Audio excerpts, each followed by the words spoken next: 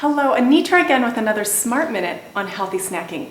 Are you tired of the ranch dips that you always use for dunking your vegetables? Well, let me show you how to make a protein and fiber-rich hummus so that you can use that to not only dunk your vegetables, but also in place of mayonnaise on your sandwiches. Here we go. We'll start with 2 cups of chickpeas or garbanzo beans that have been cooked and drained, then 2 cloves of garlic, a little bit of lemon juice, some water, and a touch of salt and pepper.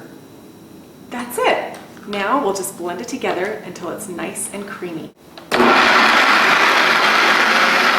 when those are blended together, the last ingredient is a high quality olive oil. Just let it stream as it's blending. Now we're ready to serve this up.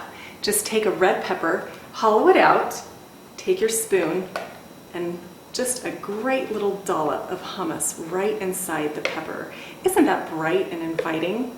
Now take your carrot sticks and your celery sticks and dump them right in. When you take them out, they've already got the dip right on top. There's just nothing like a healthy snack. With Simply Living Smart, this is Anitra with another Smart Minute on healthy snacking.